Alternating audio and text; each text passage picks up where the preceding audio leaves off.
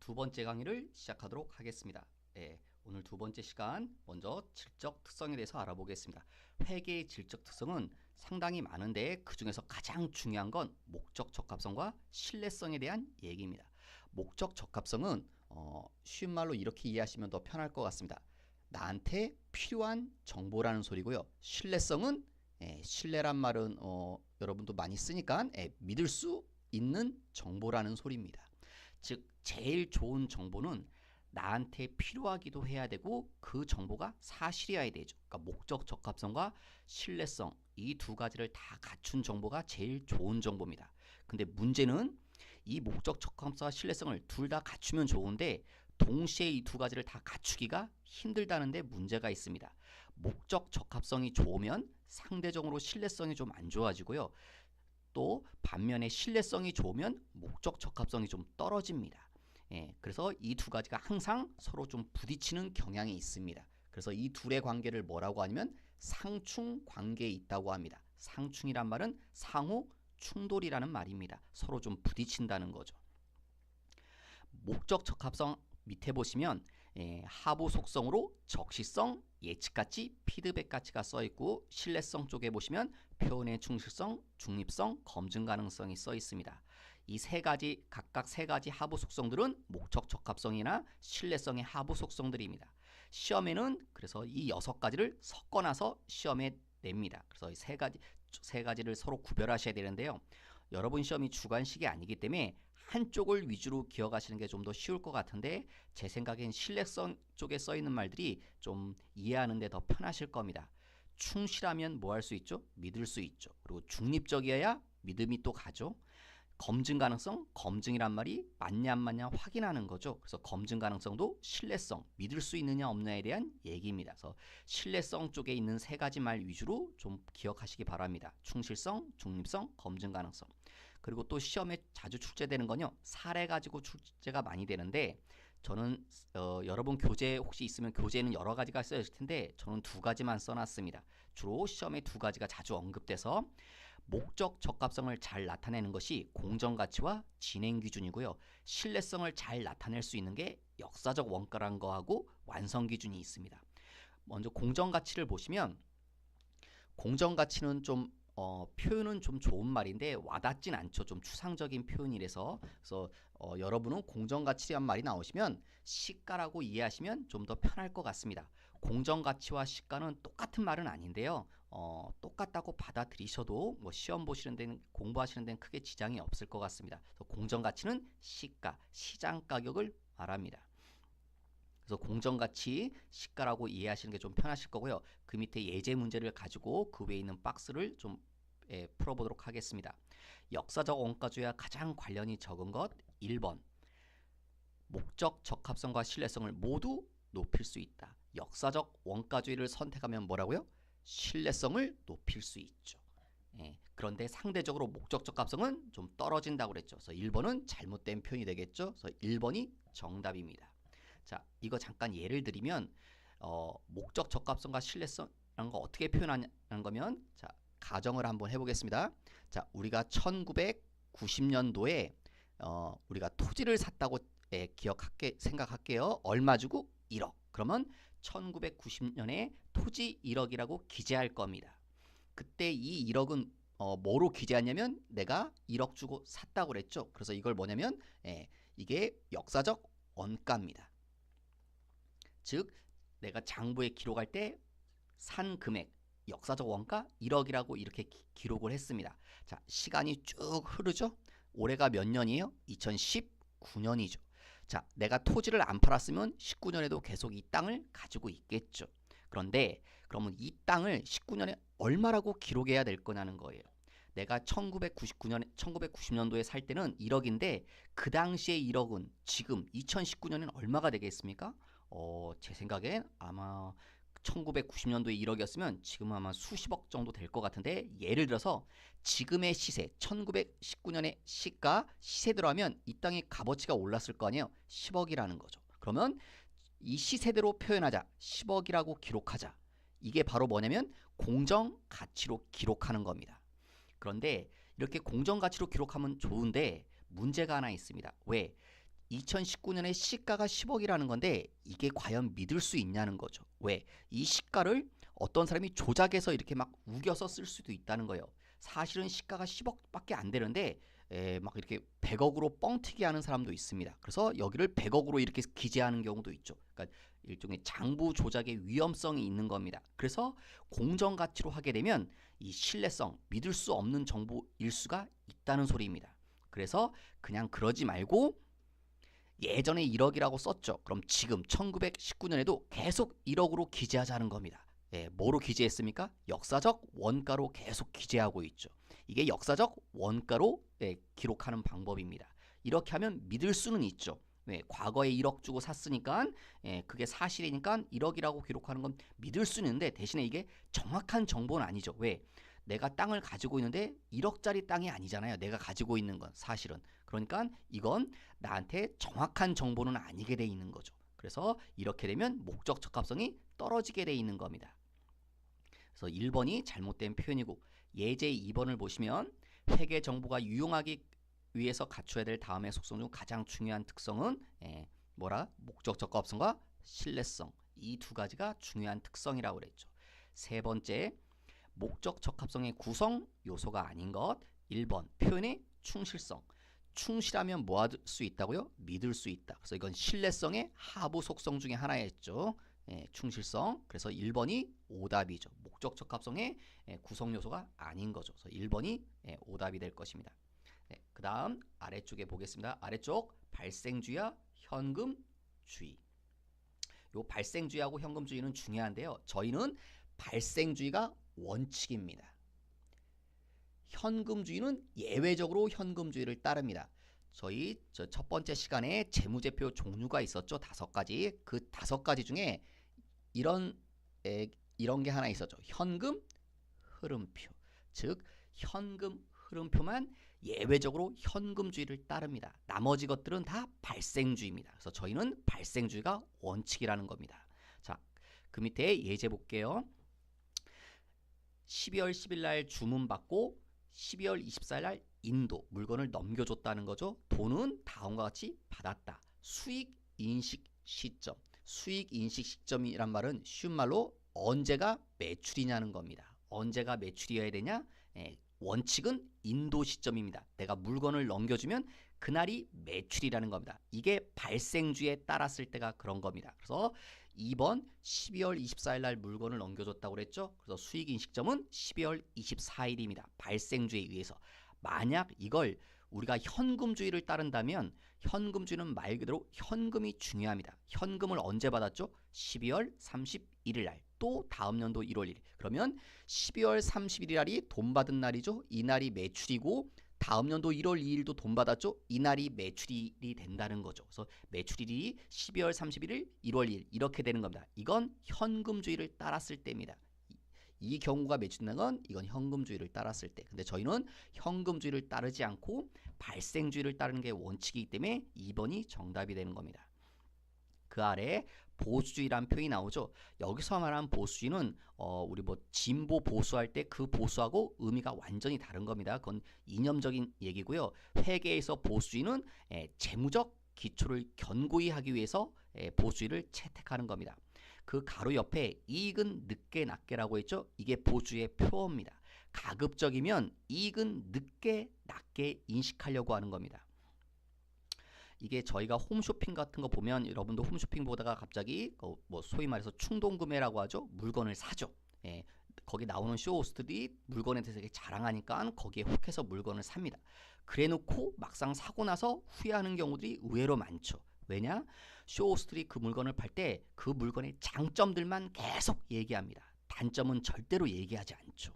그래서 이렇게 지나치게 과장돼서 장점만 얘기하다 보면 이게 우리 구매자들 또 투자자들을 현혹하기 십상입니다. 그래서 투자자들을 보호하기 위해서 보수주의를 채택하는 겁니다. 하지만 한편으로 이 보수주의가 좋은 거냐? 단점도 있습니다. 뭐든지 다 상대적이기 때문에 이익 조작의 가능성이 있습니다. 왜냐하면 이 보수주의가 뭐 뚜렷한 원칙이 있는 게 아니기 때문에 경우에 따라서는 자기 입맛대로 하는 거기 때문에 단점은 이익 조작의 가능성이 있다는 게 단점입니다. 우리 시험에는 어떤 경우로 많이 나오냐면 사례로 많이 출제됩니다. 그 밑에 사례들 보면 좌측에는 선입선출법, 정액법, 자본적 지출 뭐 이런 표현이 써 있고 우측에 빨간 글씨로 후입선출법, 정률법, 수익적 지출이 있죠. 네, 오른쪽 빨간 글씨로 쓴 거 그 방법들을 선택했을 때 보수주의적인 방법들이라는 겁니다. 좌측에 있는 방법에 비해서 이익이 낮게 인식되는 방법들이 오른쪽에 써 있는 방법들이라는 소리입니다. 맨 마지막에 예제 보시면 정액법을 선택하면 정률법에 비해서 더 보수적이란 방법이라고 그랬죠? 근데 누가 더 보수주의라고요? 정액법이에요? 정률법이에요? 정률법이죠. 그래서 정률법을 선택해야 더 보수주의적인 방법인데 정액법이 더 보수적이라고 했기 때문에 이 표현은 틀린 표현이 될 것입니다. 네. 그 다음 그 밑에 다음 장에 보시면 재무제표 요소의 측정이란 말이 있는데요. 요 재무제표 요소의 측정이란 말은 쉽게 말하면 가격을 측정하는 방법들인데 제가 여기 밑에 하단에 질문을 보시면 4개 써놔 있죠. 역사적 원가, 현행 대체 원가, 순실현 가능 가치, 현재 가치. 우리들은 뭐 이렇게 하죠. 이 물건 얼마니? 그냥 이렇게 표현하게 돼 있지만 회계적으로는 그 얼마니란 의미가 여러 가지 의미를 나타낼 수 있다는 소리입니다. 자, 먼저 그 위에 있는 말들을 한번 읽어볼게요. 어제 1,000원을 주고 볼펜을 샀다. 그게 뭐냐? 역사적 원가입니다. 어제 1,000원 주고 볼펜 샀다고 그랬죠. 그래서 역사적 원가는 1,000원이 됩니다. 그런데 오늘 어제 샀던 볼펜과 똑같은 볼펜을 다시 사려고 그래요. 그러면 얼마를 줘야 된대요? 1,200원을 주고 사야 된대요. 그걸 보고 현행 대체 원가입니다. 그래서 현행 대체 원가를 좀 쉽게 이해하시려면 재구입 가격이라고 이렇게 이해하시면 조금 더 편할 것 같습니다. 그 다음에 세 번째 순실현 가능 가치 나오죠. 근데 이 순실현 가능 가치는 옆에 써 있는 것처럼 판매 예정가에서 판매 비용을 빼는 겁니다. 자, 다시 어제 위에 읽어보시면 어제 샀던 1,000원 주고 샀던 볼펜을 오늘 처분 팔려고 해요. 그러더니 1,500원 받을 수 있대요. 그런데 중개업자한테 수수료로 중개업자가 수수료로 100원을 요구한대요. 그럼 100원은 내가 줘야겠죠? 내가 얼마에 팔 수 있나요? 1,500원에 팔 수 있는데 내가 중개업자한테 100원이라는 수수료를 줘야 되죠. 그래서 순실현 가치는 1,400원이 되는 겁니다. 그러니까 순실현 가치는 내가 그 물건을 팔아서 실제로 내 손에 쥘 수 있는 돈, 그걸 순실현 가능 가치라고 합니다. 판매 예정가에서 판매 비용을 빼는 겁니다. 그다음 마지막으로 현재 가치는요. 그런데 위에 다시 읽어보시면 그런데 오늘 팔지 않고 내년에 팔려고 한대요. 근데 내년에 팔면 아마도 2,000원을 받고 팔 수 있을 것 같대요. 그런데 이 2,000원은 지금의 2,000원이 아니라 내년의 2,000원이죠. 이 내년의 2,000원은 지금 이 순간으로 따지면 1,800원의 가치가 있대요. 그럼 현재 가치는 1,800원이라는 소리입니다. 혹시 미래 가치란 표현도 들어보셨나요? 미래 가치는 방향이 거꾸로입니다. 즉 지금으로 따지면 1,800원, 내년으로는 2,000원의 가치하고 이렇게 동일하다고 그랬죠. 이걸 이렇게 표현하면 이게 미래 가치고요. 이렇게 표현하면 현재 가치 의미가 되는 겁니다. 근데 이 네 가지 중에서 우리한테 중요한 건 역사적 원가는 꼭 알고 계셔야 되고요. 순실현 가치도 좀 알고 계시는 게 좋습니다. 현행 대체 원가라든가 현재 가치는 우리한테는 지금 뭐 시험적으로는 크게 중요하지 않은데 제일 중요한 건 역사적 원가입니다. 나중에 따로 역사적 원가에 대해서 다시 한번 강의가 있을 건데 저 역사적 원가라는 표현은 특히나 익숙해져야 되는 표현입니다. 그 다음 5번째 장부가액 그 밑에 자 장부가액이라고 써 있는 거 보시면 장부가액은 말 그대로 장부에 기록된 금액이라는 소리입니다. 그걸 장부가액이라고 합니다. 자, 제가 먼저 사례를 볼게요. 18년 2월 10일 날 주식 한 주를 10만 원에 현금 주고 구입했습니다. 그러면 장부에 쓸 때 2월 10일 날 장부에 기록할 때 얼마로 기록하면 됩니까? 10만 원 주고 샀으니까 10만 원으로 기록합니다. 이게 장부가액입니다. 장부에 기록했죠. 뭐 어렵지 않죠? 근데 3월 25일 날 됐더니 이 주식이 시가가 공정가치가 올랐죠. 주가가 상승했다고 그러죠. 15만 원의 가치가 됐대요. 그러면 3월 25일 날 장부에 얼마를 기록하냐?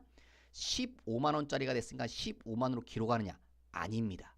이게 아니고 그냥 얼마로 놔둔다? 10만 원으로 그냥 놔둡니다. 그 다음 또 5월 30일 날 얼마짜리가 됐냐? 7만 원으로 떨어졌대요. 그러면 5월 30일 날 장부에 얼마로 기록할 거냐? 5월 30일 날 7만 원짜리가 됐으니까 이렇게 7만 원으로 기록할 것이냐? 역시 아닙니다. 얼마로 기록해요? 기록을 안 바꾸고 그냥 그대로 놔둡니다. 10만 원으로. 이게 장부가액입니다. 그런데 마지막에 18년 12월 31일 저 날짜가 무슨 날짜죠, 여러분? 아까 저희 결산일, 기말이라고 그랬죠? 이날 뭘 하냐면 평가를 합니다. 이걸 보고 이제 기말 평가라고 하는 표현하죠. 평가, 이제 얼마짜리가 됐는지 다시 알아본다는 소리입니다. 평가라는 말은. 자, 얼마짜리가 됐대요? 9만 원짜리가 됐다고 그랬죠? 그럼 이때 비로소 기록을 바꿔줍니다. 9만 원으로. 지금 과정 보시면 이 중간에는 기록을 안 바꾸죠. 안 바꾸고 언제만 바꿔요? 12월 31일 날만 바꿉니다. 왜 그러냐면 여러분 사실 주식은요 하루에도 수십 번 바뀝니다. 주가가 올랐다 떨어졌다 계속 반복하죠. 그러면 만약 계속 오르거나 떨어질 때마다 기록을 바꾸면 하루에도 계속 수십 번 이 금액을 바꿔줘야 됩니다. 그러면 회계 담당자들이 너무 힘들죠. 그래서 평소에는 기록을 바꾸지 않고요. 그냥 취득가를 얼마 주고 산 그 취득가를 계속 놔두고 결산 때만 12월 31일에만 기록을 바꿔줍니다. 그러면 12월 31일자의 장부가액은 얼마가 되는 거예요? 9만 원이 되는 겁니다. 기록이 비로소 바뀐 거죠. 그리고 이어서 다음 연도 19년 5월 30일 13만 원짜리가 됐다고 그랬죠? 자, 그럼 얼마로 기록합니까? 13만 원으로 기록하냐? 13만 원짜리가 됐으니까 안 한다고 그랬죠? 그래서 이렇게 기록하는 게 아니라 계속 놔둡니다. 얼마로? 작년에 9만 원으로 기록돼 있었죠? 그럼 계속 9만 원으로 놔두는 겁니다. 그리고 19년 12월 31일 이날이 또 무슨 날이죠? 결산일 12월 31일 기말이죠. 그럼 이날 또 뭘 하냐? 평가합니다. 매년 12월 30일은 평가하는 겁니다. 얼마짜리가 됐대요? 17만으로 다시 올랐대요. 그러면 이때 비로소 17만으로 이렇게 기록을 바꿔줍니다. 장부가가 이렇게 변하죠. 그러니까 장부가는 어떻게 변하고 있나요? 처음에 기록한 금액, 취득가, 그 다음 언제요? 결산 때마다 장부가가 새롭게 바뀌고 있죠. 매번 바꾸는 게 아니라. 그래서 장부가의 변화가 이렇게 흘러가고 있습니다. 그 다음 그 밑에 또 하나 사례를 보면요. 18년 5월 20일 날 건물을 2천만 원 주고 구입했대요. 그러면 장부에 기록할 때 여기다 2천만 원이라고 이렇게 기록합니다. 5월 20일 날 얼마 주고 샀어요? 취득가 2천, 취득한 금액이 2천이죠. 그 다음에 그 밑에 보시면 감가상각 누계액이라는 표현이 있는데요. 감가란 표현은 혹시 들어보신 분도 있으면 감가가 뭐냐? 시간이 지나면 가치가 떨어지죠. 우리 흔히들 말해서 중고라고 하죠. 그러니까 중고는 처음에 그 신상품보다 가격이 좀 떨어지지 않습니까? 그러니까 시간이 지나면 가치가 떨어진다는 소리인데 처음 샀을 때는 가치가 떨어지지 않죠. 그래서 이때는 감가상각 누계액이 없습니다. 그 다음 맨 밑에 보면 장부가액이죠. 여기 보시면 이렇게 삼각기호가 있죠. 이 삼각기호는 마이너스 기호입니다. 마이너스를 의미하는 겁니다. 그러니까 즉 취득가액에서 감가상각 누계액을 빼주라는 소리입니다. 빼주면 여기 아무것도 없으니까 빼봐야 2천이죠. 그래서 장부가액은 2천입니다. 그 다음에 12월 31일이 되면 즉 이날 또 무슨 날짜인가요? 결산일이죠. 이때 감가상각비 시간이 지나면서 가치가 떨어진 걸 이때 계상하는 겁니다. 계상이란 말은요. 장부에 기록한다는 소리입니다. 장부에 써주라는 소리예요. 자, 그러면 18년 12월 30일 어떻게 장부에 쓰면 취득가액 얼마 주고 취득했었죠? 2천. 그럼 여기 2천입니다. 그 다음 그 아래쪽에 감가상각비가 얼마입니까? 500. 그러면 감가상각 누계액이 500입니다. 그리고 맨 밑에 장부가액은 어떻게 적으면 될까요? 빼주라고 그랬죠? 그래서 얼마다? 1,500. 장부가액은 1,500으로 기록되는 겁니다. 그래서 건물의 장부가는 18년 12월 31일의 장부가는 2천이 아니라 1,500만 원입니다. 그 다음 역시 19년 12월 31일에 또 감가상각비가 300만 원이 계상하라고 그랬죠? 그러면 기록해 보면 여기 얼마 쓰면 됩니까? 2천. 취득한 금액은 2천이니까 그 다음에 그 밑에 감가상각 누계는 얼마 쓴다? 300 아닙니다. 왜? 여기 누계라고 했으니까 누계 누적돼야겠죠. 그러면 얼마가 될까요? 누계가 작년에 500이 있었죠. 거기다 300이 추가적으로 발생했으니까 누계액은 800이 됩니다. 그러면 장부가는요 1200만 원이 될 것입니다. 그래서 새로운 장부가는 1200입니다. 이렇게 기록합니다. 이게 나중에 많이 보실 텐데요. 이렇게 기록하는 방법을 간접법이라고 합니다. 자, 이제 상대적으로 이 간접법 말고 무슨 방법이 있겠습니까? 간접법, 직접법이라는 게 있는데요. 직접법으로 쓰면 이걸 이렇게 쓰면 됩니다. 18년 5월 20일에는 그냥 2000. 그 다음에 18년 12월 31일에는 얼마로 기재해요? 그냥 1500. 이렇게 하나로 1500으로 씁니다. 그 다음에 마찬가지로 19년 12월 30일에는 얼마로 기재해야 하면 될까요? 1200으로. 이렇게 쓰는 게 아마 여러분들은 편하게 보일 겁니다. 근데 왜 이렇게 좀 세 줄로 쓰고 있죠? 이렇게 복잡한 방법으로 쓰냐면 직접법이 좀 안 좋습니다. 왜 안 좋냐면 만약에 우리들은 이 과정을 다 봤으니까 그렇지만 이렇게 써버리면 이걸 보고 사람들이 판단할 수가 없죠. 왜? 이렇게 딸랑 1500이라고 쓰면 1500에 샀다는 건지 예전에 얼마 주고 사서 지금 1500이 된 거지 그 과정을 모르죠. 근데 좀 귀찮지만 이렇게 이렇게 세 줄로 쓰게 되면 이걸 보고 사람들이 판별할 수 있죠. 어떻게? 아, 예전에 2천만 원 주고 샀구나. 그런데 이게 시간이 지나면서 500만 원이 가치가 감소돼서 지금은 1500짜리구나. 이렇게 내용을 다 알 수 있죠. 그래서 간접법이 더 좋은 방법입니다. 그래서 이렇게 직접법으로 쓰면 여러분이 이해하기가 더 편하다고 하시는데 이게 좋은 방법이 아니기 때문에 저희는 앞으로 이 간접법으로 쓰게 돼 있을 겁니다. 여러분이 여기서 기억하실 건 이건 좀 기억해 두시기 바랍니다. 뭐 취득가액에서 감가상각 누계액을 빼면 뭐라고 한다? 그걸 장부가액이라고 합니다. 취득가액에서 마이너스 감가상각 누계액은 장부가액이라는 거. 요건 좀 꼭 기본적인 지식이니까 꼭 좀 알아두시기 바라겠습니다. 오늘 강의는 여기까지 하도록 하겠습니다.